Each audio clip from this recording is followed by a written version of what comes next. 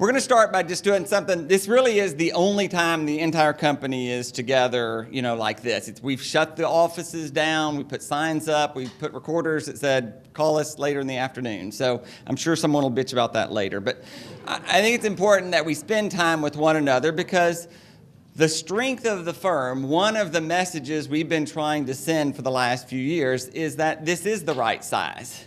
No man is its own island. I can't go over there and sell $30 million worth of houses unless the firm has enough staff to support that, and there's enough signs throughout the neighborhood from the other 60 agents that go out and work. It makes it stronger. I wouldn't be able to do it by myself. Melissa couldn't go on her own and have the same amount of exposure, respect in the industry that we have. But it is, so we're a large enough firm to bring validity, but not too large that I don't know every one of you and your significant other and your children, or I can take care of things when you go to the Panama Canal or you get sick or your mother gets sick and you have to go away. It's the strength of the firm.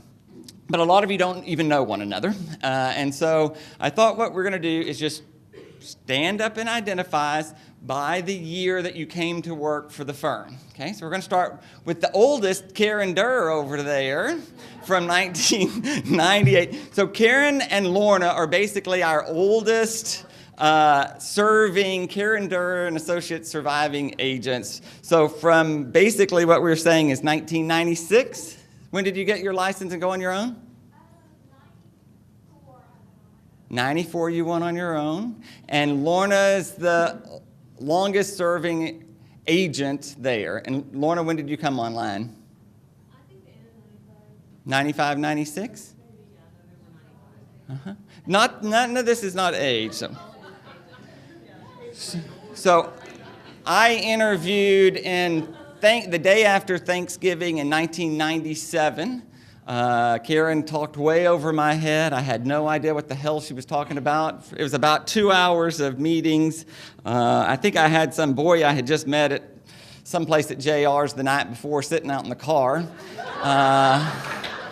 She's the first person on earth to ask me if I was gay. No one had ever asked me that in my life. I still was married with 2 kids in Conroe over there. But I said yes. She was rattling off in my interview about real estate's constantly evolving. We're going to be one-stop shop someday with under the umbrella of title company, mortgage company, and all this sort of stuff. I didn't have any idea what she was talking about. But I just wanted to work for myself in a small little firm, just exactly like that. I never interviewed at any other firm. I didn't want to go to a national chain. I never thought about going to Coldwell Bank or anything of that nature. And I went to work, got my license the first week of January of 1998, and I've been over there slinging hash ever since. So I came on in basically January of 1998. I don't think there's any people still here from 99 or 2000, but from 2001, we have Jerry Jaggers and Bruce Hutmacher that both came to work. Stand up, Bruce. We never see you, Bruce. Nice to see you. See, there is a Bruce Hutmacher. Anyone else from 2001? I don't think so. From 2002, now we don't have the best records on earth, but so from 2002, we have what is Rhonda Power, Robert Zahn, Tracy Watts, and Glenda Winburn all started at Karen Durr and Associates in 2002. Stand up. Let them see you because they don't see Tracy, Glenda, Rhonda. In 2003, we added Anya, Arturo, Lisa Graham Reynolds, and Sandra Ross. So y'all stand up. Long time, 10 years. Anyone else from 2003? See, I might miss some for some. Deborah? I have you in 2004. Oh, you did? Okay, well, so you were at the same time as Anya then. All right, well, stand up in Heather. I have Heather here in 2004 also. So from 2004, I have Bob Besborn, Heather, Melissa Lilico, Phyllis Gladys, and Deb Sulak. Stand up. And anyone else from 2004? In 2005, we have Jamie Klein, Kay Schwartz, and Richard Abston came to work. Kay's traveling. Jamie, Kay, Richard. Okay, in 2000, I don't think we have any 2006 survivors. Oh, Lisa Clark. Well, Lisa started right around in there too, Lisa. So in 2007, we have Brandon and Clayton that came to join us in 2007. Still here. In 2008, we have Dusty, Kelly Myers, Melissa Kubala, Shilpi, and Maritza. Did I miss anyone from 2008? Okay. 2009 survivors are Bradley Miller, Cynthia Mullins. Cynthia came to our Christmas party in 2008 and then joined us in 2009. In 2010, we have Drew Platt, Kathleen Powell, Melanie Miller, Robin Newbern, and Sandra Gunn. Flora probably joined us then also, who says she's coming back to, she never really left us, but she says she's going to do a transaction this next year. 2011, we have Brandy, we have Brian McCulley, David Rourke, Gabriel, who called in sick today, Jay, Lori Coton, and Terry Coddington. 2011. Terry and Brian are sick. Anyone else from 2011? 2012, I have Brian Newman, Eric Perez, Frank, Jan Clark, Mandy McGowan, Julie Pettit, Rita, and Tony.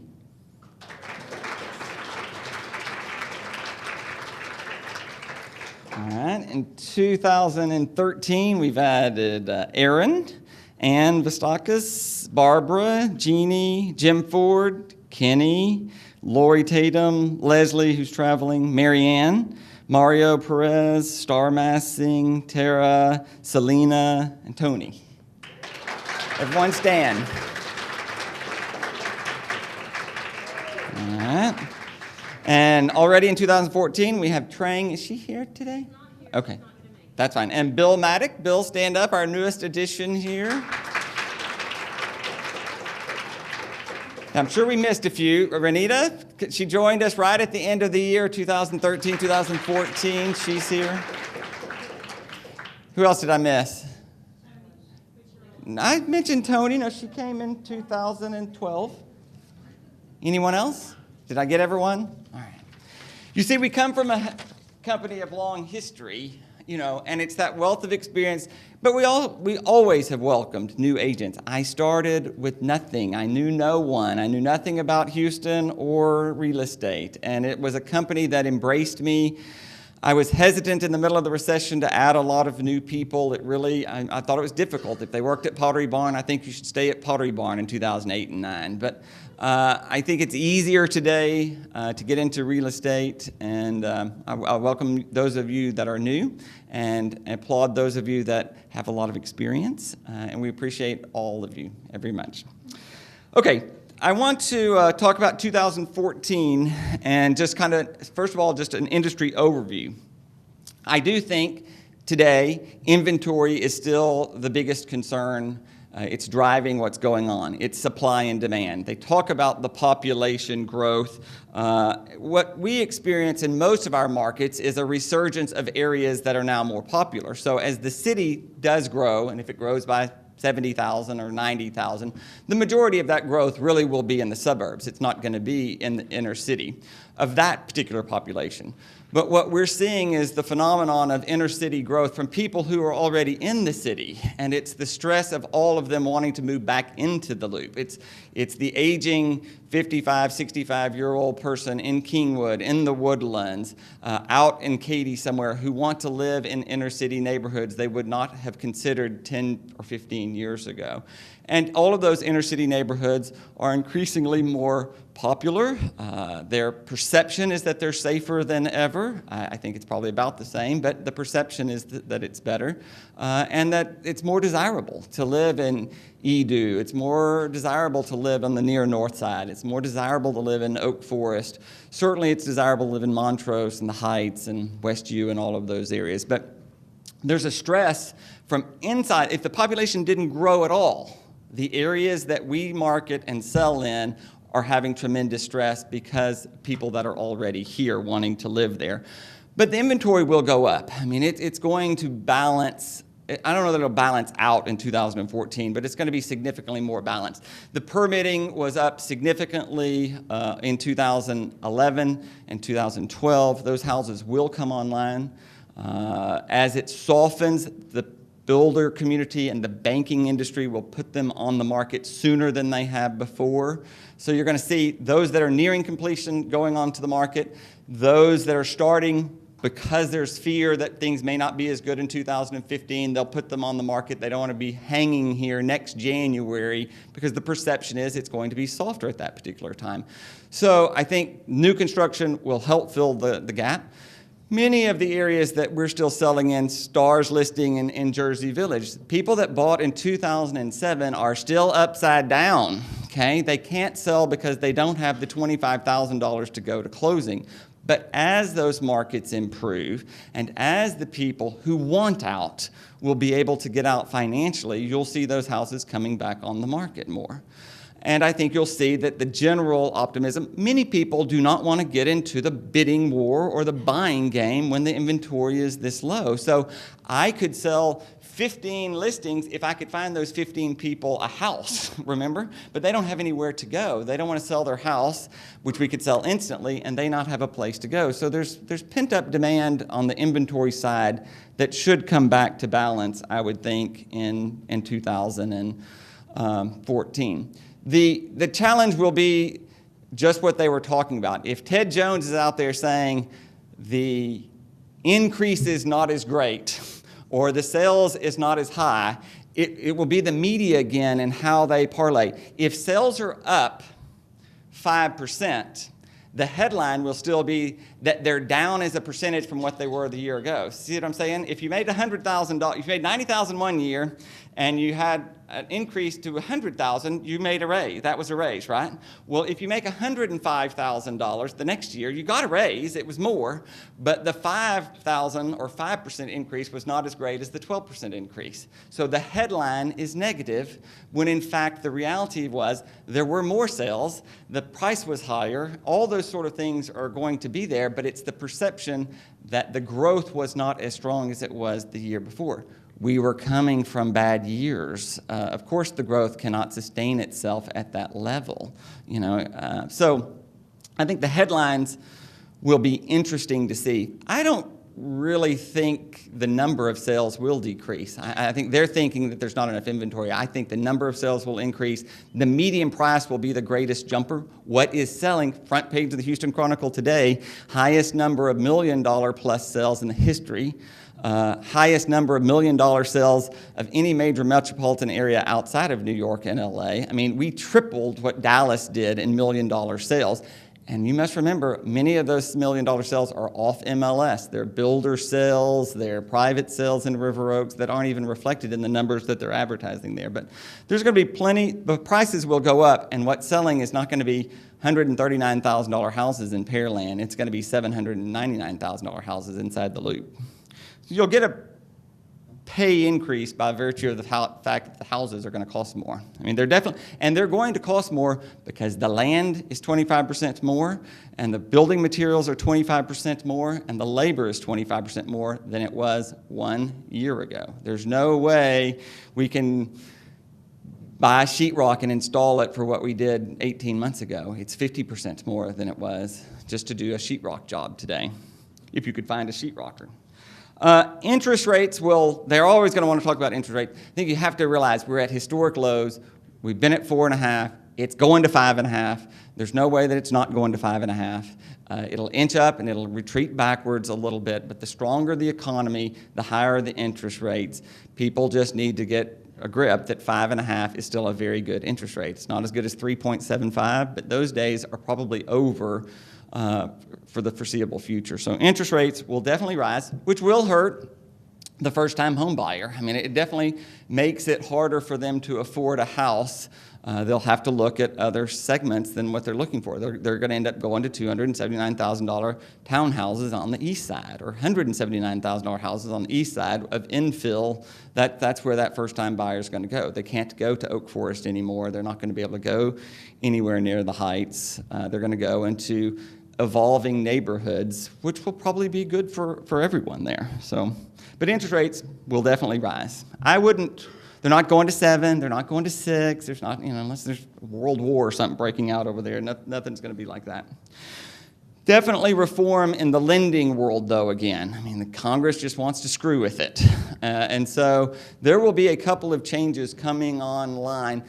And I think the more that they mess with it, as the economy gets stronger, you'll start seeing more private type of lending. Right now, it's just totally institutional. I mean, the government's backing 99% of all of these loans, and everyone's conforming to these certain rules.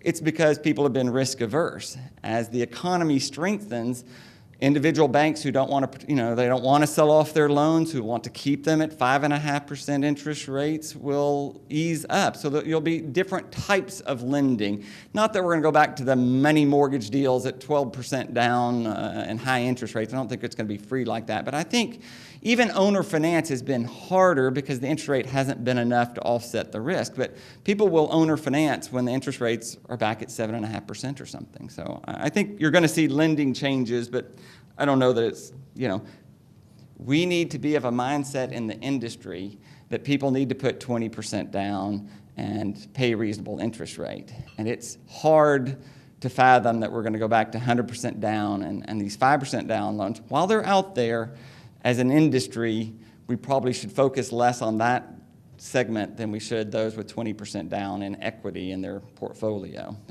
The higher price points, these people are paying cash. They have plenty of money. They've made money even through the recession or whatever. They're less inclined to be concerned about interest rates. I do think for us, flood insurance and insurance costs are going to be significant factors. If not in 2014, they're a factor in our industry now. They will modify, I think, that latest Briggs Water Act or whatever to subsidize more. But Galveston is in for a tough row, high floodplain areas.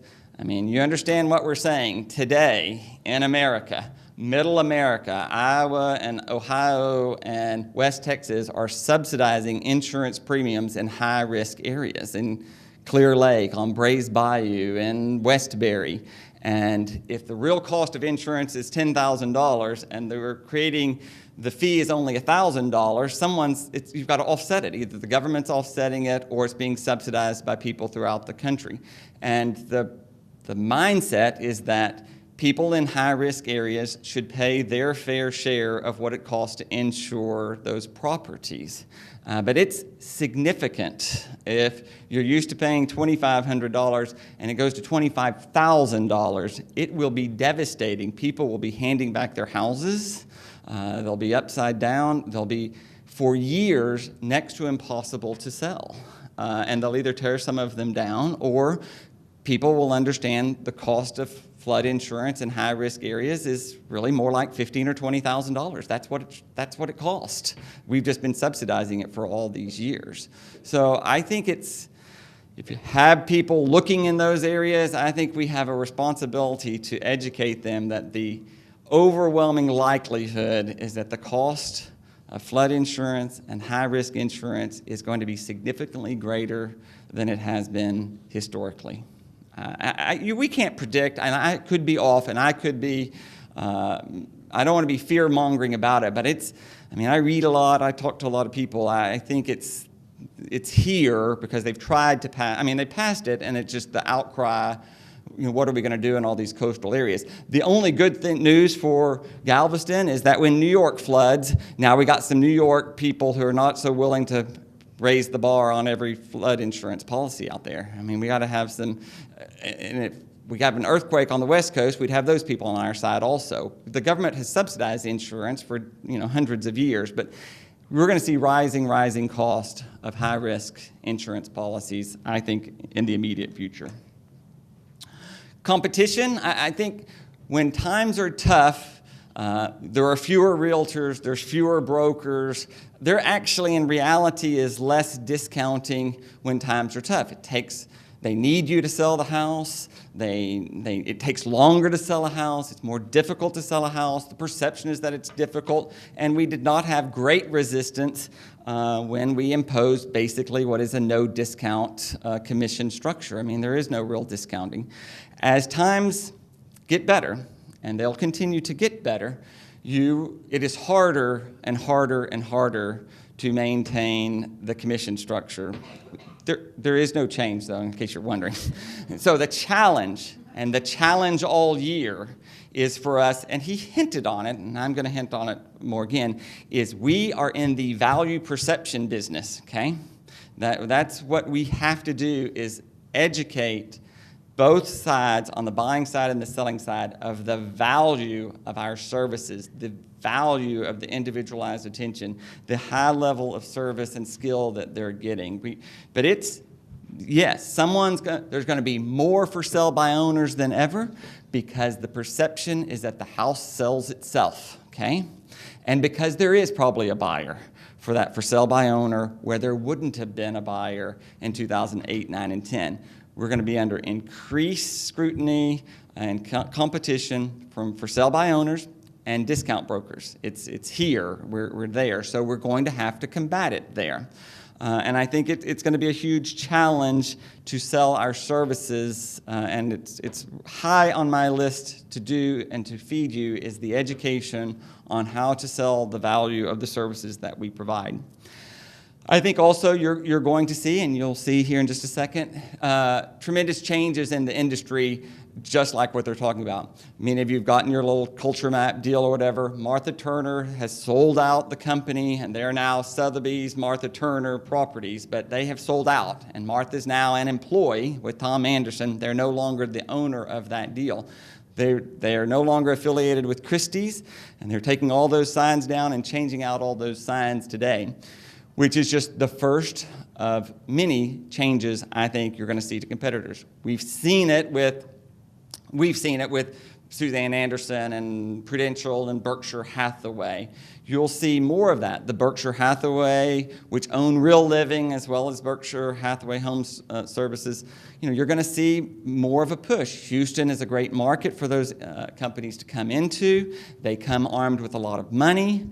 And so we're going to face increased competition from new players. It's easy to be a startup today in real estate because they think all they need is an iPad. And they don't need an office, so they don't have to pay over there like I do for that thing at 1545 Heights Boulevard. And so it'll be increasingly easier. It's easier for them to start their own business and have an immediate sell, where before they wouldn't have had a sell for 2 or 3 years. So it's going to be more competitive.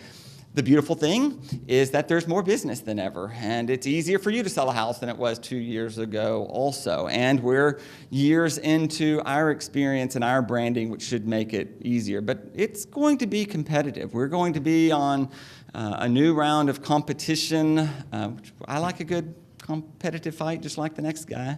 But I think we just need to be aware of it. And I think it's going to be a very competitive industry. And I think we're going to see way more agents enter into our industry. And they're not all going to be experienced, and they're not going to know what they're doing, and they're not going to have the same level of ethics that we all do. But we just need to be aware of it. We will continue to focus on training. We're going to continue kind of this theme with our sales meetings, but we're going to film every one of them and make them available for those of you like in Galveston. It's too difficult to drive up. I get it.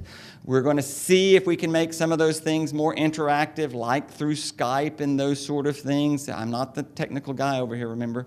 But we're going to produce a large number of videos for training purposes. It'll just be, and he'll be filming me when I do these training classes in 2014, and we'll put them up immediately. How to have an effective listing presentation, how to go over, the whole contracts, what to do about FHA and VA loans. We're just going to do a series of them and make them available for you that want them. So I think continuing and moving forward where the training is not just for the 20 people in front of me, but for the entire company is a high priority for 2014. We will continue to work on our branding, and I think you'll continue to see what I'm trying to do If you saw my round of ads that we've basically started in the fall that talk about our services, it's next to impossible for me to run an ad in the Chronicle where I have to pick the ad one day and they come out 10 days later and it be about a house that house isn't already gone. So, I mean, publications, January 3rd, I had to put the ad in for February's Houston Modern Luxury. And you have to have some houses, because our mindset is that you have to have some houses for people to see what they have. But there is buyer frustration when they call and that house is gone.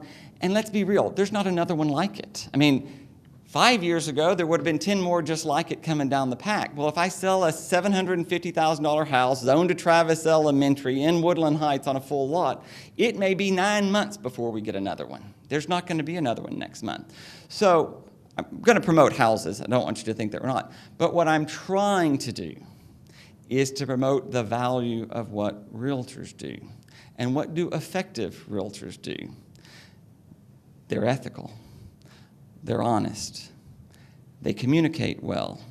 They listen to what it is that you want, and they don't try and sell you something that you don't want. They stay informed. They're well-trained. They surround themselves with people that have core values like themselves.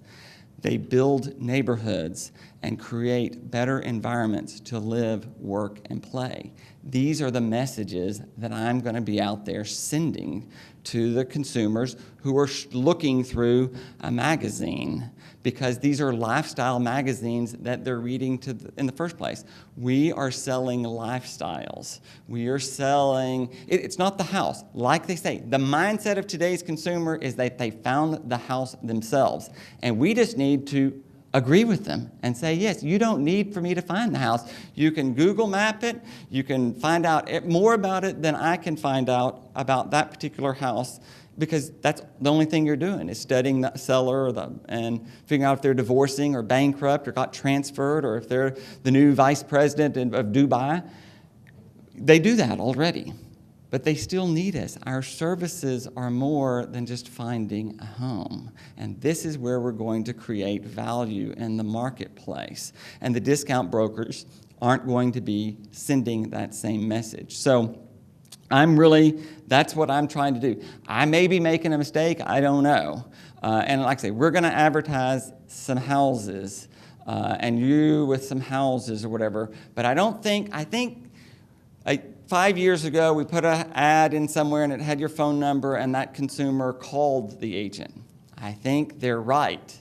The consumer got on their phone and they clicked on the little house and they didn't have to call the agent. What you damn well ought to do is return your emails quicker, because they're not apt to call. They don't want to speak to anyone. They really, really don't. They want an email and they want the information via text or an email. So the way that we marketed them, expecting the telephone call, is not really the way of the future, I don't think. I think and this generation demands an immediate response.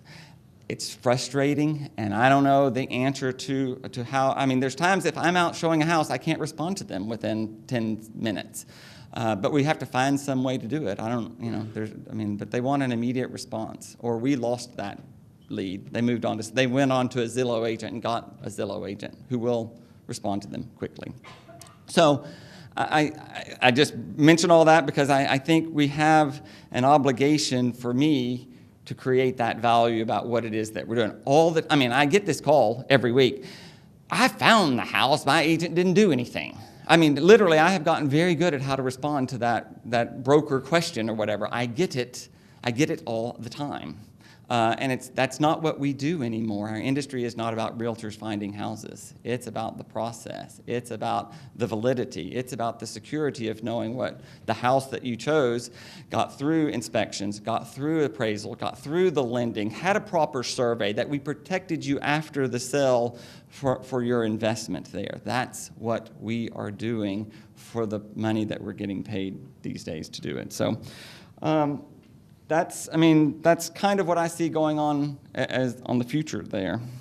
But one of the things we're really doing as a company is providing support to you guys. And I think if you'll pull out your little matrix here, we're going to talk about the matrix. Because you've got to realize as a company, my major investment now is in the people that are here to serve you. It's no longer about the building. It's rarely about the advertising. It's about what we can do as a service industry to help agents be more successful, okay? And so this matrix, which all of you know, most of you all know that Paula has left us, which created a redefining of the job responsibilities of who's doing what over there. So we spent a month or so really looking at how are we going to align ourselves, and I need for you to understand who does what over there so that we have better clarity. The first inclination is that there are 15 people on this list, okay? There are 15 salaried people over there on the payroll who are designed to help you sell houses, make your life easy or whatever. And with Lorna's addition at the Kirby office, it gave us an opportunity when the power goes out or the phone lines are down or the internet's down at the Heights office, we shift immediately over to the Kirby office, and we're never shut down now for any particular reason. We have 2 offices, which gives us greater flexibility to answer more phones, more people to answer the phones, have more computers available to your access there. So in the matrix across the top, you'll see, let me just start at the left. Julie is the marketing advertising person. So if you still have questions about advertising today and marketing, Julie is the go-to person. Her primary focus for me is to put on these events that help showcase the firm and the individual realtors, okay? That's what she does for me. But her other objective is to promote agents, okay? We need more press, we need more PR, we need you. I am branding Boulevard Realty, okay? I need you to be branding Melanie Miller and Dusty Gutierrez. I need for you to find a way to utilize Julie's talents so that we can make you more available to potential clients or past clients that you're going to use as your reference point for more business or whatever. So we've got to better utilize Julie on what we can do to promote individual agents. So promotions is really what I want you to think of her as. When I host an event or whatever, I'm promoting myself as a realtor. That's what I'm doing over there. But most of our events are company related so that you can do the same thing. But I want to better utilize Julie for agent promotions, whether that's something on our Facebook, whether it's our Twitter, whether it's our LinkedIn or our social medias or whatever, that we can accent things that we're already doing. I don't think they're the solution to anything, but I think that they're a factor in things that we do. But I really want her to be promoting realtors. If you're doing something, we need more press about it. If you're doing something, we need to be and you're an alumni of Rice University, we need to be in the Rice Alumni newspaper. If you're doing something in your business world, we need an article in the Houston Business Journal. We need whatever it is you're doing, we need more press and PR about the individual agents in 2014. That's our objective over there. Arturo is my assistant here. He handles the payroll for the company. But for what he does, he coordinates the calendar of the schedule for the sales meetings. He would know. So if you have a friend and you just sold a house and they're a lender and they want to come talk to us at the sales meeting, you say, Arturo handles that calendar for Bill. Don't call Bill, because I just tell him to call Arturo, because I barely know what I'm doing, and I just know today. I don't even know what I'm doing tomorrow. Arturo sends me a list in the morning about what I'm doing tomorrow, okay? So I don't know who's on the sales meeting at the end of January. Arturo is the keeper of that calendar, so he coordinates all of the calendar activities and the sales meetings, and then my particular listings, and then the agent files. That's what Arturo does for the grand scheme of the company. Sandra took over all of the operations and accounting portion of what Paula used to do.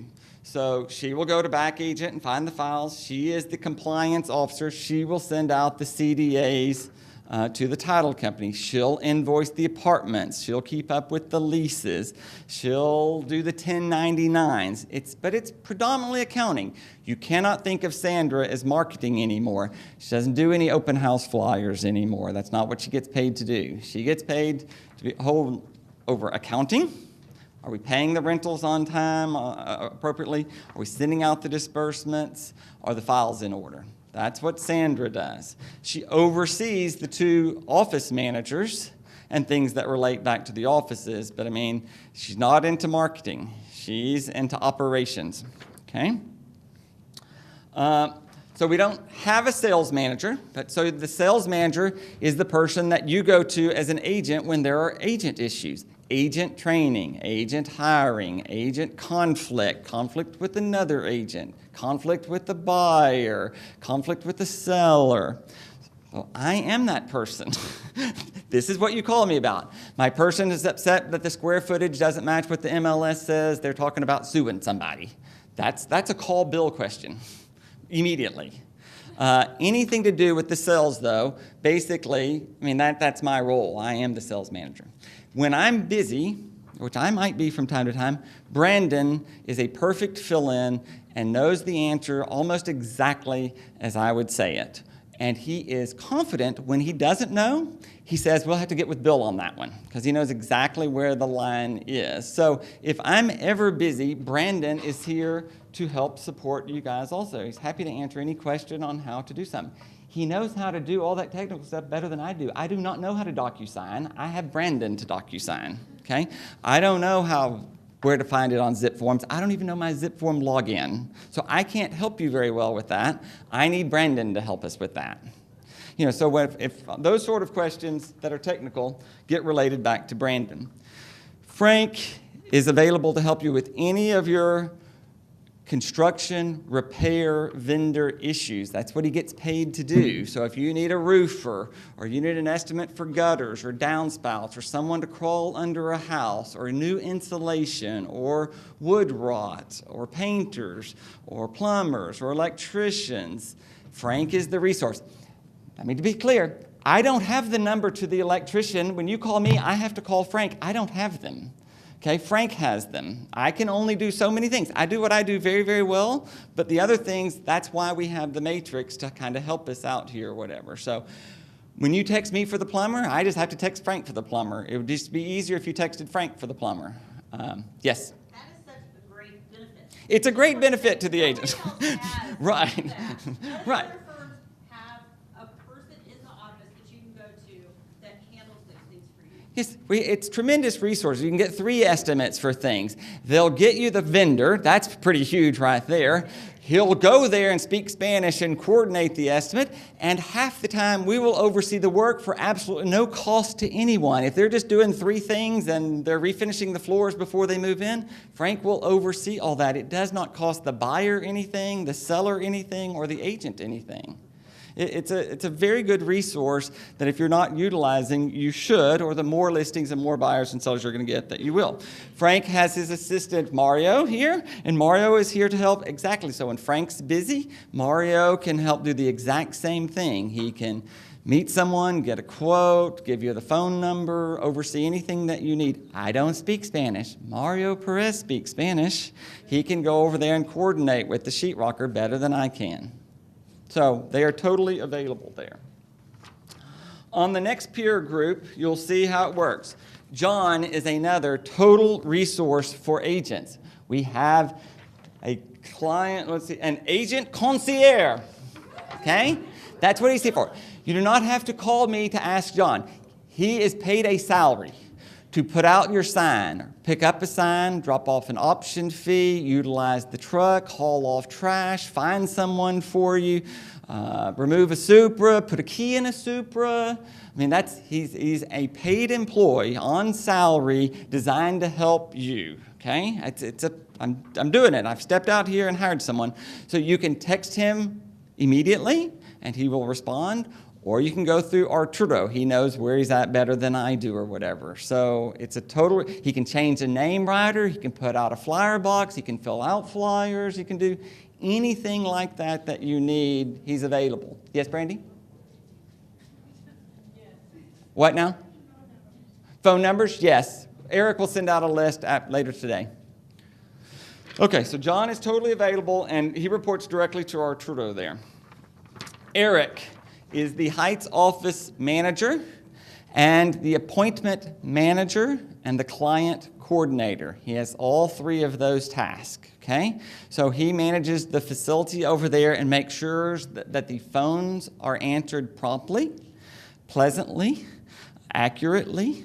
He's the keeper of past information. He is responsible for making the appointment manager up to date and that the tasks are fulfilled.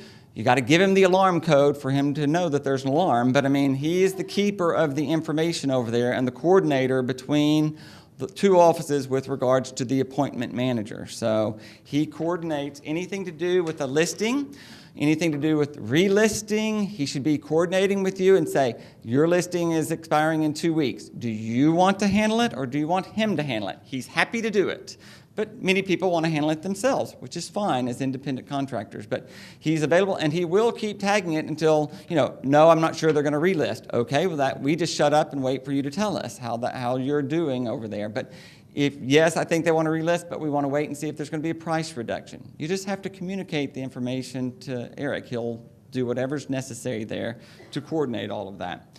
He keeps up with the signs, how many we have. If we need Galveston signs at, say, 409, then Eric's the man over here. He keeps up with the signs. He keeps up with the riders, your personal name riders. If you need a special rider, if we're running low on riders, he's the rider man. Every week he gives me an inventory of signs and of the riders. We replace them pretty frequently. I don't want them to be dirty. I don't want old signs. I don't want beat up signs. I'm happy to have new construction, which I mean that the signs are going to get beat up and concrete and mud on them, and we're going to replace them. That's what we do. But we're happy enough to replace a $150 sign with a new $700,000 house. It's no big deal to me. I don't want old signs being put out at our listings. I want new, shiny signs being put out at the listings over there. So he handles, if they're doing better, he handles the snacks. He handles the folders. He handles the toner cartridges. He handles the paper. He's the man over there. He coordinates the conference room, and he is the company librarian for the design and resource library that we haven't promoted enough, but he will be. So Eric holds a lot of hats over there. Lorna is his counterpart in Kirby now. She handles the management of the staff of the Kirby office, but her duties are different than Eric's. I'm over there branding Boulevard Realty on Heights Boulevard, and you are too. We don't need a lot of branding going over there. The success of Kirby is for us not to just sit at Kirby and wait for people to walk in the door, but for Boulevard Realty's image to be put out there. So someone has to be the liaison between us and the other people over in area 16 and 17. So she's got to go to the broker open houses. She's got to go to the open houses. She has to be keenly aware at any moment, where's the best $500,000 house? Where's the best $900,000 house? Where's the best house with a master down? Where's the best house with a garage apartment? Where's the only house with a 3-car garage? Is there a pool available in the 800,000s? She has to know the inventory to help you sell houses over in area 16 and area 17. We got to know Brays Heights and Westbury and Knollwood better than we have before, and we've got to have someone go over there and putting their card out that says Boulevard Realty so that the agents, the builders, and the sellers know who we are. She's got to brand us into that Rice Village area and all of those merchants. We got to go over there and pass out cards and treats and flowers and candy at Valentine's or whatever it takes, because those are great resources that people, if they're over there shopping at Elaine Turner and they say, what are you doing? Well, I'm thinking about buying a house in this area. We want them to refer them to Boulevard Realty around the corner at Kirby and Times. We need someone who's out at that Texas Medical Center, working with the HR departments, working with the people moving in and out of that area, promoting Boulevard Realty. We got to be at Rice University and be there every semester, do something for the new employees, do something for the Human Resources Department so that when professors transfer in, they'll contemplate using Boulevard Realty or at least know who we are. So branding us in those areas is really what she's doing. Growing that site with a couple of agents. We're not trying to hire 20 agents over there. Our objective is to hire 4 agents who want to predominantly work in that area or south. Don't move north, move south to Brays Heights, the other side of 610, Pearland, Southgate, Riverside, all of that sort of area. I mean, we need a little more market exposure over in that area. And then she manages the receptionist and the floor time and stuff over there at that office. Aaron has been promoted 9 times since he's been hired over here. He's got the most evolving job description we've had. But Aaron reports to me and is really now over, as an administrative assistant, all the in-house marketing, not directly tied to advertising, but the website, email blast, the flyers, listing flyers, broker open house flyers, listing packets, listing presentations on the iPad, search engine optimization, all of that sort of stuff is Aaron's primary task. Helping you with your bio too, getting some sort of blast going on. He's a very good writer. He's updating our entire website. We'll take over the management of our website sometime in 2014. And I think you'll see that, we're going to put forth a greater effort into that area. With that, we need houses on the website. The inventory is low, but the stress is that we have plenty of listings, really. We don't have high enough resolution photos to put your listings on our website. You are missing out if you have a listing and you don't give us a high enough resolution photo that we can evolve your house on the website. People go there, hundreds of people go there every day. So we're begging you for your listing and a high enough resolution photo so that Aaron can change the listings on a regular basis on the website. What about stock photos of areas, like all the downtown great photos? We could. We can. I think their lifestyle. We can. I think today we need more photos. It doesn't look good to have 3 houses rotating on the website. So I think today, Aaron, the answer is yes. Closed properties that you've got great photos of. We could. Put up there. Yeah. I think we're going to have to explore those options because we don't have enough. But I'm begging you, if you'll give me some photos, we will put them on the website. I have a second question. Uh-huh. How is Lori going to communicate to us that information so that we have She can report back on the Tuesday sales meetings. She will start Tuesdays with us at the Heights office for the sales meetings, and she can report what's going on. maybe a blog or an email or something on Backagent so we can get it? Absolutely. Yeah.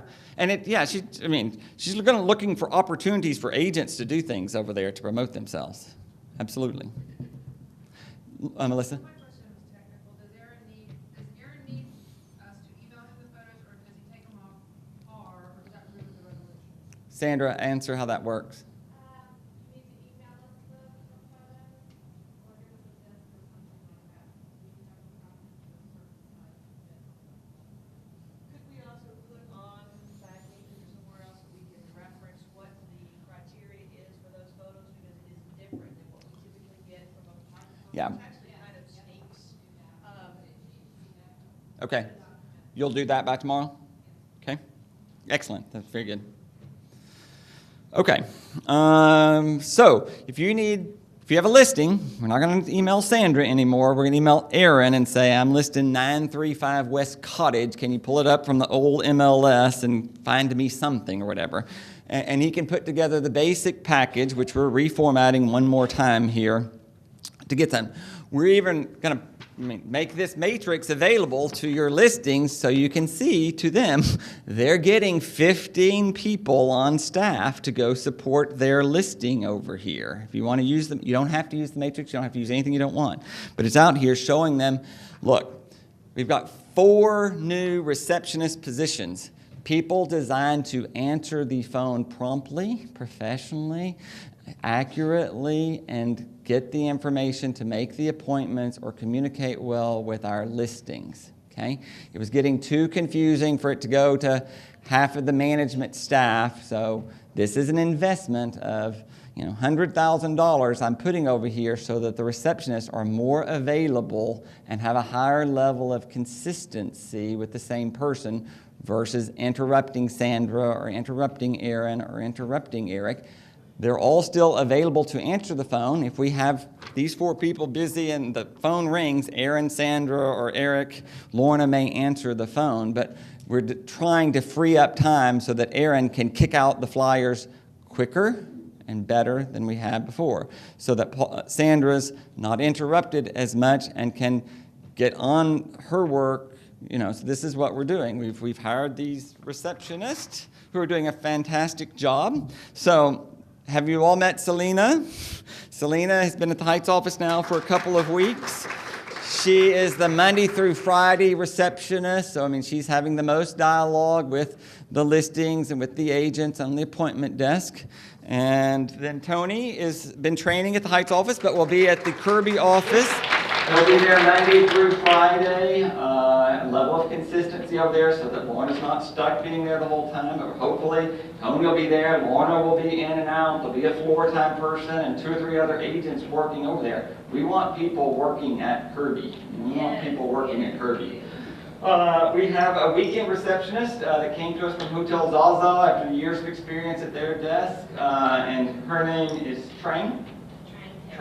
She was not here today, but she is on board. She'll be training a little at the Heights office, and then she's the weekend receptionist for Kirby. And we're still looking for another weekend person for the Heights office.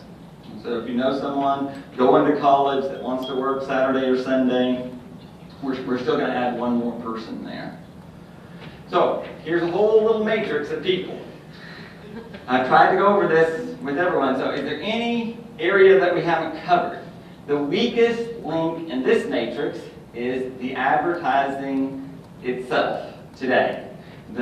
Who is going to create the advertising piece for a postcard or something. And today, we're still using Paula to do that. She'll just remain on as a consultant and help us with that. I don't know how long that'll last, but today we're not willing to stop that. And so Paula will continue to do the ads. We're going to toy with Julie, and we're going to toy with Aaron and see how that goes. But today, I'm not willing to lose what we already have there because Paula thinks like I do, and she knows how I'm, so we're going to keep using Paula. She can work remotely and just email the stuff back and forth or whatever. So we're not going to be any downtime with that. Holly could do Yeah. contract. Yeah, we're willing to look at any area. Right? As long as Paula wants to do it, I think I'm committed just to letting Paula do it for a while. But, Paula may not want to do it for very long.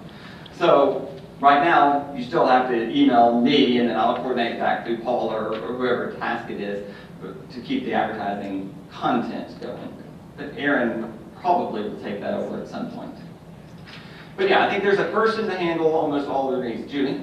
I was going to say it would be great if people talked about putting phone numbers on here. If we could put phone numbers and addresses and then put this matrix on back agents so that it would be available to people there if they can't keep up with the sheet itself.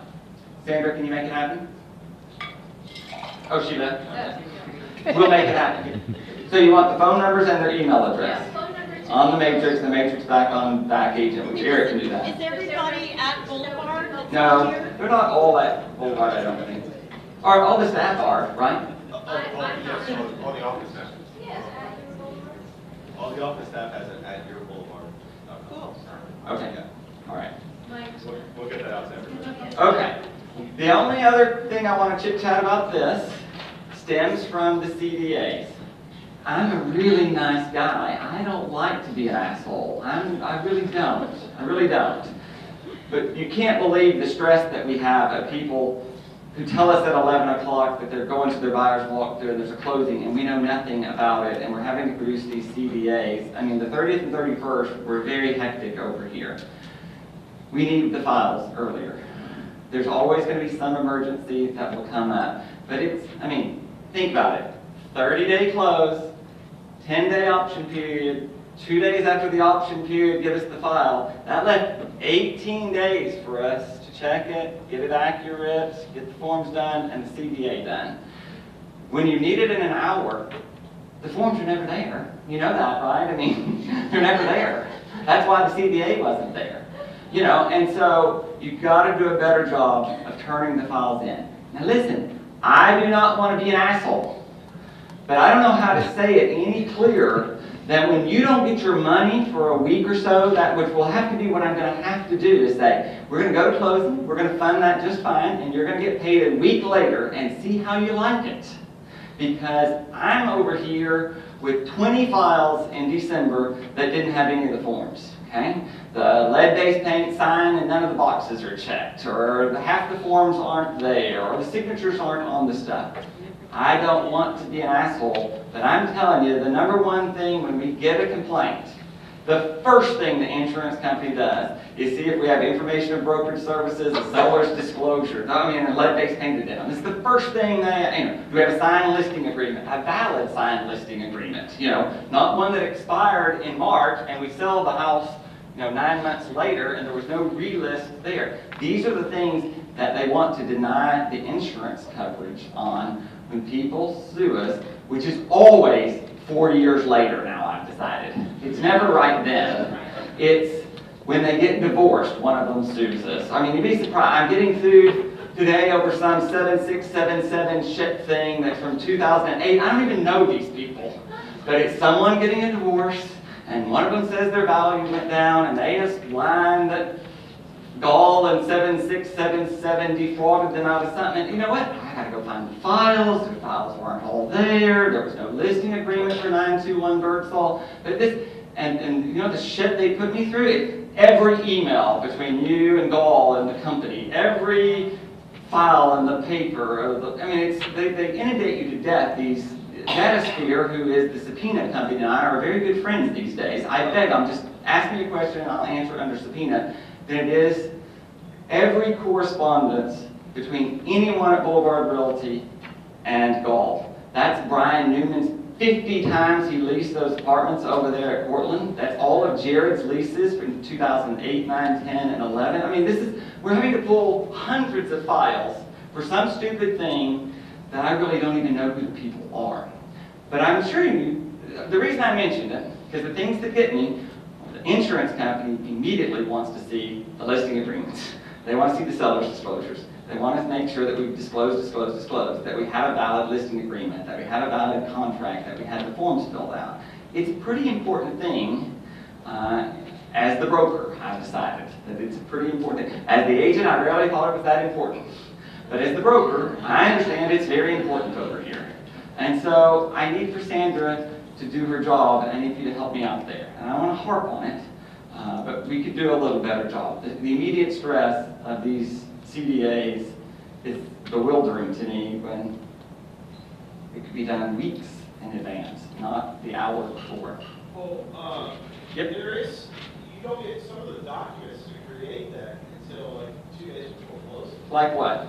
The HUD, Well, okay, I don't care about that. I can't submit that to the CDA until I have. But if you want to Yeah, I don't need the HUD. I don't need the HUD for There CDA. was one required, I think, for. The HUD and the buyer's walkthrough is what you do when you get Afterwards. and they're closing, and you go ahead and scan it in, put it back in. You don't need that for the No. And we always make fun of Caroline Schlemmer and them, and the realtor bitches out there that, they make you submit all those forms, they put it in the agent remarks there. But you know what? The more I'm at it, I understand exactly why they do it, because it's next to impossible to get those forms signed later. And yes, I'll hear from this one's attorney or that one's attorney, and no, I cannot make them do it. But I want to know, and I have to note in the file, Caroline, why wouldn't you want the general information? And I said, would you please make sure that you understand that you never told them where the sex offenders were, you didn't tell them where the school boundaries changed, you didn't tell them where the septic tank was, or the asbestos inspection, or the stucco inspection, or the flood insurance. Why the Greenwood King agent wouldn't want that information signed to protect their house? I want to go on record and say, and that's exactly what I do. I send Miss Julie Greenwood a little letter over there that says, just putting you on notice, in our file we noted that your client, your agent did not want to provide information about sex offenders, flood insurance, and I send it right on there to them. And you know what? I get the form back shortly thereafter. Because there's any reason why the people wouldn't want to fill out the form. If our industry should say, disclose, disclose, disclose. That's what we do. So I want to know about it. I can't make them the day of closing if they didn't sign the form. But I understand why they want all those forms before you execute the contract, because you never get them signed later. Let me just make a note that we can't do it. But please, if you will work on that, I would appreciate it. Okay, Matrix. Any questions about the Matrix? Moving on. Okay, keeping on in 2014. I am really going to be into my book mode in 2014. I wasn't quite organized in 2013. We did our 3 books there, but in your agent questionnaire that you have, I'm not going to buy 80 books and 42 of them not get picked up and read. I'm not going to do that this time. I thought But that's why you were doing the free library. I have selected 12 amazing books to educate agents at Boulevard Realty. And I am happy to buy a book for everyone that wants one. And I'm happy if you come to work in the middle to buy you one of the past ones or whatever. And we have these themes. And you're going to mark on your sheet if you want a book. If you don't buy the book, I'm still going to go over the information at the sales meetings. It's going to be on the video, and it's going to be on Back Agent. So if you're just never going to read the book, or you don't want a book, or you want to try and find a way for us to get the Kindle version of the book, I'm happy to do that. Happy to do that. I'm happy to do that. Let me tell you what we're going to be doing so that you kind of know. We're kind of in 2-month increments. So in January and February, it's really about selling. It's about you are a salesman. How can you sell more effectively? So the first book in our little series for 2014 is called 21.5 Unbreakable Laws of Selling. Okay? And this one is very good. I like it. I have read 100 of these to try and figure out if they get too technical or shit we're never going to use, I don't really need it. But this one's theme of even the table of comment.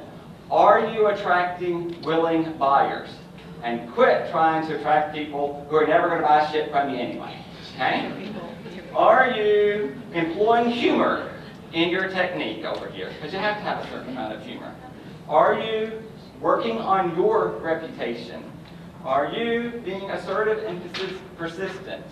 Are you delivering value? Are you exchanging loyalty? Are you earning trust? These are the themes in the table of comments. Are you perceived as someone different from the competition? Are you performing dynamically? Are you engaging and connecting socially? Are you earning without asking? Are you asking for these client experience referrals? And this is what this whole theme of January is going to be about. If you want the book, then we're going to provide them before next Tuesday's sales meeting, whatever. So the next book is called To Sell is Human. How we are all in the selling business. We're selling ourselves if you're trying to go on a date. You know, we're selling our public image. It's about selling. Selling is a natural phenomenon. It's what we do. You have to sell yourself to your lover. You have, as a parent, you have to sell yourself to your kids. You're selling yourself, to your hairdresser. We're all in the act of selling and how to do it with poise and naturally. So selling is the theme for January and February. March and April are really about marketing. The March book is called Purple Cow. And you see cows all day long, but if you saw a purple one, you'd remember it. And it's how to set yourself apart from others in an industry where there's 27,000 realtors in Houston, Texas. What are you doing differently? How are you marketing yourself? So it's truly about marketing yourself. And the next book is called The Necessity of Strangers. We have an industry that wants to sell everything to our friends. We must look at strangers. We must look at people that we would not automatically think that we would be selling to. And it's the necessity of positioning yourself to strangers. It's called The Necessity of Strangers. It's a very good book also, I think. May and June are truly about communication. 7 Laws of Communication, and a book that I gave to Bob Hill called Likeonomics, how people want to do business with people that they like. But it's truly about communicating well, which is receiving information by listening, processing it, and exporting information where it's received. Just because you told them didn't mean it was received. So it's going to be truly about communicating more effectively there. July and August are truly about conflict, dealing with difficult people, okay? Dealing with people not as well educated as yourself, and having to deal with conflict resolution. We're in an industry that has constant conflict. Buyer and seller, money, inspections, finance, times, calendars, move out. Is the carpet professionally cleaned or not? So conflict resolution, 2 months of that. The next September and October are truly about inspiration and branding. Are you branding yourself? What's the Starbucks approach to branding? And it's truly about branding. Tom's, Zappos, Dell Computers, branding examples out there. November and December are truly about self-fulfillment and gratitude.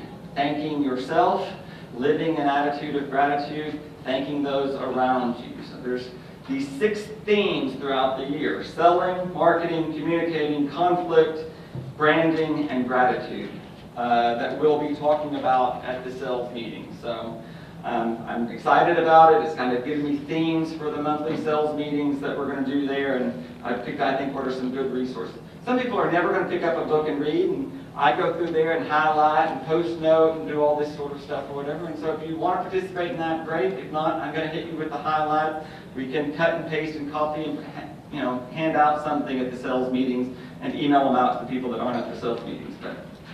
But hopefully you will participate in that. I want to talk just a moment about what is truly special about us is that we are a boutique residential real estate firm.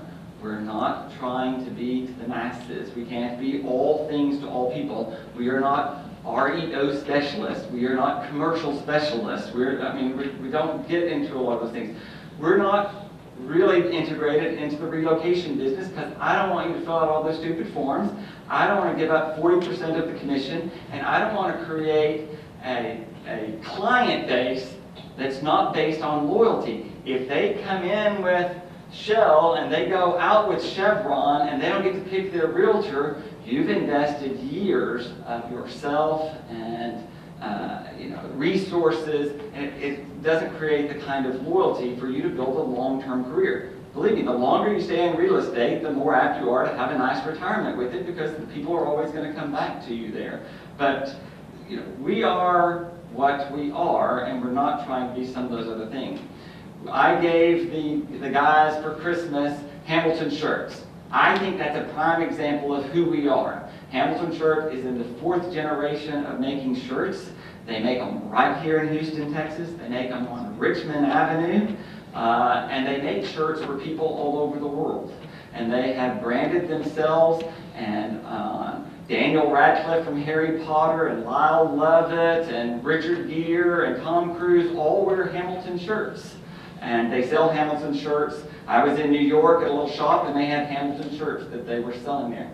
They found a way to brand themselves and to create an identity and an image that sets themselves apart from TJ Maxx and Mega Marshalls. Okay, that's not who they are. They're trying to be something else.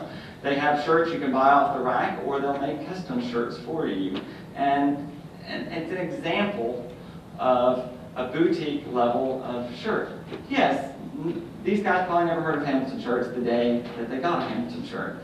But they'll notice their Hamilton shirts are in GQ magazine and in People magazine all the time. They're written up in style magazines all the time. And it's a way that they've created their own brand over there. So I am going to really, really focus on what Bob was hinting about, value perception for what it is that we do and how that matters in branding. But I'm going to focus on that in 2014 for you. We will continue most of our advertising that we've been doing. I've talked about the message that I'm going to send, but I have had probably more comments from Houston Modern Luxury Magazine than any other advertising that I have done since I've owned the company. More people come up to me and mention it to me than they ever did about a Chronicle ad, or they ever did about anything else or whatever. And we're reaching people we would not otherwise reach. I was at the Rockets game on New Year's Eve or whatever, and people came up to me and said, I saw your ad in Houston Modern Luxury. When we had our Bahamas deal, and the guy came in from the Bahamas, and he was staying at Hotel Derrick, and we went to lunch, and said, I was just seeing your ad in Houston Modern Luxury that was in the hotel there. I mean, these people are reaching out to me and telling me that they're seeing those sort of ads. So I'm not willing to forego that one. We're going to keep that one going. But we're trying to brand ourselves maybe less in the Chronicle that you might see, but more of these individual magazines. We've been advertising in M. Penner magazine. It's just M. Penner's a store there in Uptown Park. They have men's and women's clothes. They have a very loyal clientele, and we're the only real estate firm that advertises in their magazine, which is available to them, and a couple thousand of their best clients or whatever. We've been advertising in Milu, which is, what's her name, Pamela Pierce? She has a magazine, she's a designer, it's reaching a more affluent client. Everything's white over there at Pamela Pierce's or whatever. But it's reaching people we would not normally reach. A little higher end designer clients, architects, builders, high net worth people that would be clients of Pamela Pierce. Yes, Brandy?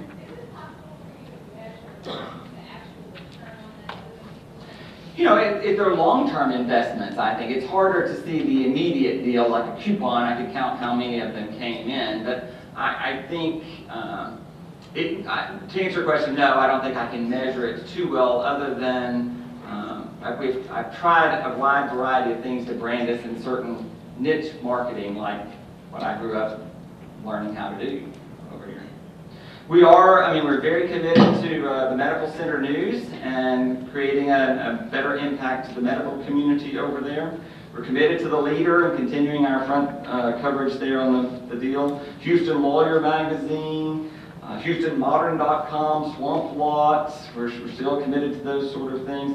We will do some Chronicle advertising, but I'm doing more niche marketing than ever before. And have you considered, like on the Leader and some of those others, rotating in some property ads versus the... Sure. I mean, I have, and we will. We will. I think we can.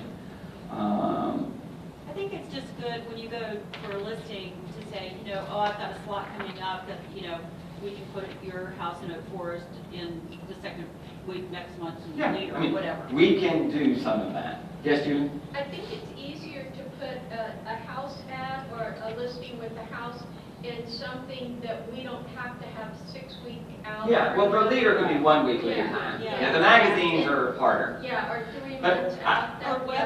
That didn't work. I think you got to listen to what he's saying. They spend a lot of money. 99.9% of the people are coming from HAR.com, and 99.95% of them care about the photos. What he said is, I believe 100%. I mean, the other stuff is, I'm just generally branding that we're realtors. I'm generally branding to the realtor community. Sellers still want to see their You must tell the sellers that what we need is better photography. Clean your shit off the countertop and let me take a better photo. Or take photos more often. Take them every week. When you have a 4-month listing, the seasons change. Change the comments on the MLS. It's the most important. We can do the others. I'm not diminishing. I mean, we can do it, and someone will come from that. But HAR is the place to go. Robert Sand probably knows this, but down in Galveston, they just hired a professional photographer at Sand and Sea, and they're doing all of their listings. It's required for the agents to use this photographer. And the way they pay for it was they changed a little bit of the split with the commission for the agents. But I think the uniformity and a photographer that's universal and knows what we need to get, that is truly the most important. It is. I 100% agree. Yes, Jane? It's the most important thing, but the cost is really minimal. It's $100.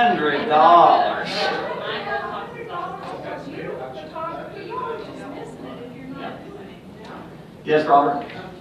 Yes, I do need to improve my photography, but I do spend $175 each time I do a photographer to a house.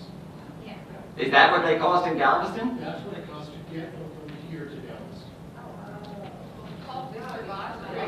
Okay, we'll look on another photographer. Do we have a company camera? If you want to borrow our camera, I mean, it's checked out for use there. It's a pretty good camera. And I can look into a cheaper photographer in Galveston. But I do think the photography is important. I know that the advertising and the listings I did using my photographer, generally our photographer, made everybody in the city go, oh my God.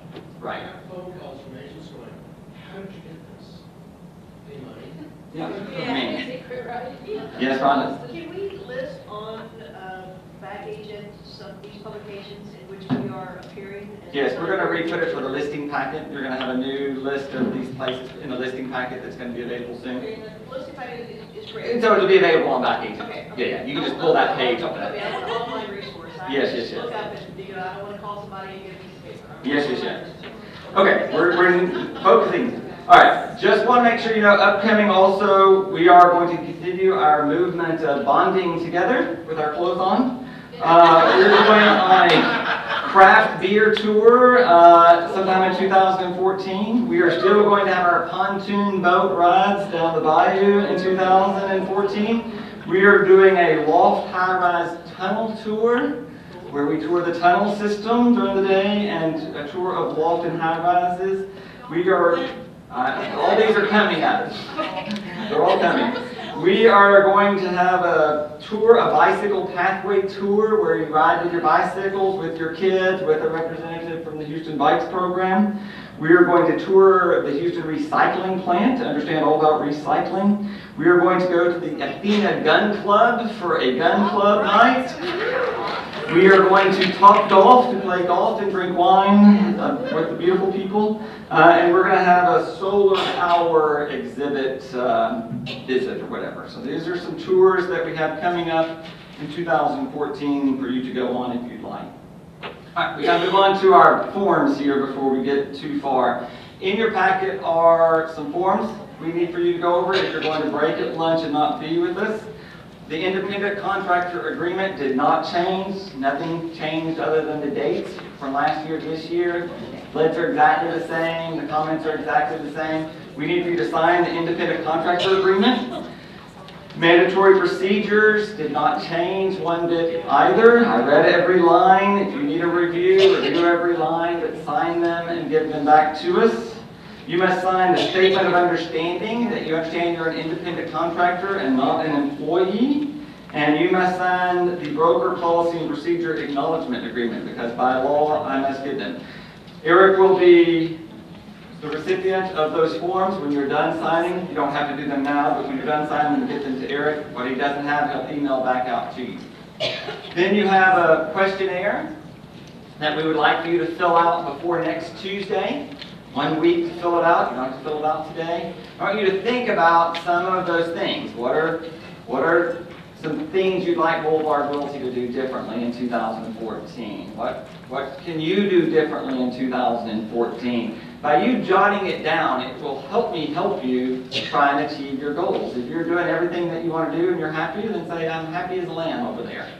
But if you want to do something different, let me help you. Let's let the 15 people that are on staff help you. And let's sit down together and collaboratively think away.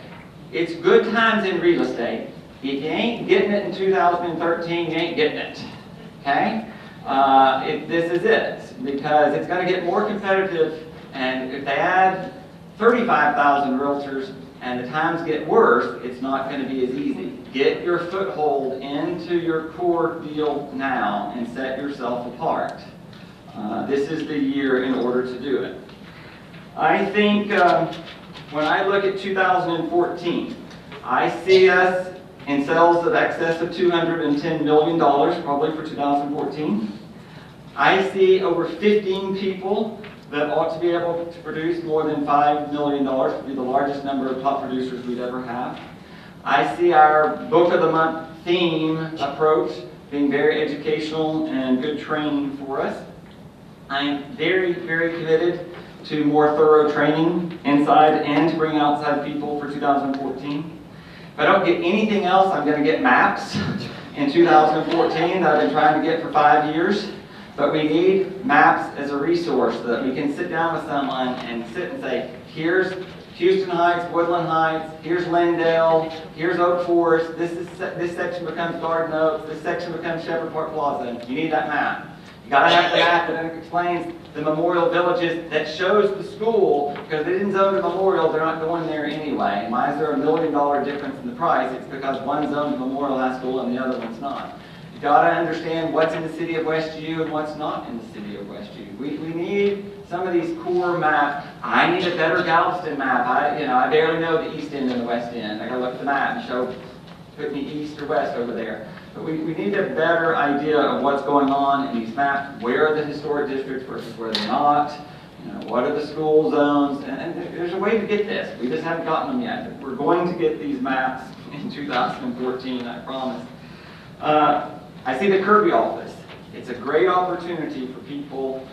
If you feel we're saturated over here at the Heights, I'm telling you, it's a beautiful environment and a great opportunity for someone to go over there. And I'm willing to spend money. I mean, there's hardly any endeavor, if an agent will take ownership, that I won't make some contribution for. I am not going to go sponsor the West U Junior Service League Gala if no West U Boulevard Realty agent standing over there shaking hands and kissing babies. I need someone to be the face of Boulevard Realty on these events. So, but if you want to sponsor movie night at the Westbury Gay and Lesbian Association homeowners meeting, great. If you want me to provide craft beer to the Oak Forest Libertarians, I would do it. I mean, if you're involved in something, there's hardly anyone that asks me for $250 that I don't just say yes. There's hardly anyone. If you'll go over there and stand out there and do something with it. How much was that breakfast thing at Rice? $300? That was perfect environment. That's perfect for us to do. It was a study break at Rice, and we sponsored a breakfast or something at the student hall. Brandy stood over there as a Rice alumni, and that was a great opportunity for marketing herself in that environment. Yes, Jane? The Mandel recycling thing was terrific. It's- People just love that. Yeah. So, I mean, Nice recycling. if your neighborhood's having Drove around. Good. and made sure. I'm happy to, individual opportunities to market yourself. If you'll find some way, I'm here, there. I'm very committed to a Galveston office. Don't think I'm not committed to the Galveston office. We need a presence and a visibility in Galveston. We need some sort of space. And now that Kirby's over with, we've got to have a space here before the summer over there in Galveston. So we don't have to have someone sitting there all the time, but we need a space where you guys can go, a sign. For us to be valid, we need an office and we need more agents. And I'm very committed to doing that and growing that business down there. So, questions? Comments? Yes, Julie? Do you want to talk about the 2 calendar things in January? Remind me. Yes, I do, as a matter of fact. We are sponsoring a movie on Friday night. It's called Herb and Dorothy. It's at 14 pews. It is a free complimentary deal for you and your clients or friends or anyone that you want to do. Herb and Dorothy were middle-class people in New York City, Manhattan, and he was a postman and she was a secretary, and they amassed a world-class art collection, usually by buying before people became well-known, and literally lived in a very small Manhattan apartment and had surrounded themselves with amazing art that they donated off to the Metropolitan Museum of Art at the end of their lives or whatever. This is a documentary about them. It's Friday. Julie does a great deal. It's like movie night. There's popcorn, and there's Twizzlers, and Sweet Tarts, and Junior Mints, and wine, and beer. Maybe we would have to have a Manhattan. We can have a Manhattan if we'd like. So it's a fun event. It's Friday. What time do the doors open? Cocktails are at 6:30. Movie starts at 7. Running time is 87 minutes. So, we'll be finished by 8:30, out by 9:30. It's free. It's on Facebook. We're tweeting about it. Feel free to email anyone that. Our toast to the new year is on Wednesday, January 29th. Yes, sir. And we're producing a mail out that will go to all the clients who are live. There'll be an email version of it that you can go. It's basically there again, recap for our clients and our friends. Thank you for 2013. Here's to 2014. It's at the Heights office. Did we decide what time it's starting? I'm early drinker. 5 to 7. That's lovely. So 5 to 7 on Wednesday the 29th. Toast to the new year. Those are the only 2 real events we have Those going are on. only 2 things in January. There is on that 16th, that event at my house for the summer house. It's a fundraiser. The online ticket sales are up and going. It's a taste tour and talk at Valen, and the proceeds all go to the summer house. The Boulevard Realty underwrote this event. Drew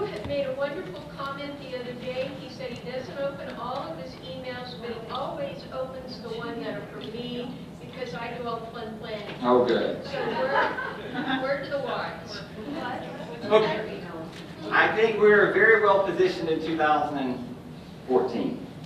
There have been difficult years in real estate, and we have weathered those storms, and we are stronger for it. We have never been stronger. We've never been more fiscally sound. We've never been more well-positioned. We've never had this level of staff and support.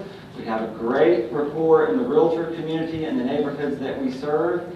We just need to help the people in the outlying areas have more opportunities and more support for Galveston and for the North, and which we're very committed to doing so, to arm you to have the most successful year that you want to have. And we're very committed to it. I'm very excited about our opportunities. I can't applaud you enough for how well we did in 2013. It was a difficult year to deal with some of those challenges, which were much easier than hurricanes and recessions were. But we weathered well. We did a great job. Our image is very good. Having Bob Hill and Shally come talk to us, I think this is a great kickoff to get us better visibility within HAR and within the realtor community. We've got great staff. I applaud all the staff. Give them a hand. They're doing an amazing job. I wanted to thank you with these spa treatments. This luncheon and breakfast was about $11,000. The spa treatments are another $10,000 of an investment that I have to say thank you. We could have had it at the fire station, or we could have had it someplace less expensive, but we've earned this. We've done a good job, and I mean we're on a great path, and I want to continue that trajectory. So I want to thank you all, and I hope you enjoy the spa treatments. We did provide, people had asked for these little flash drives, so we have little flash drives. If you want them, take them. If you don't, I barely know what one does with a flash drive. You all say if you want them. We're getting some new things. We have new wine openers that we're going to announce at the end of the month for the toast or whatever. They're engraved with Boulevard Realty on them. They're a nice deal. I can probably just pay for all of them. You can give them as gifts or whatever. I think they're a very nice little portrait. We've got new mugs and shirts and crap coming along the way. So I mean, I think it's going to be a great year. Very, very good year. Turn it into Eric. Yes, Jeannie? I think we all owe him a stand up. Oh, yeah.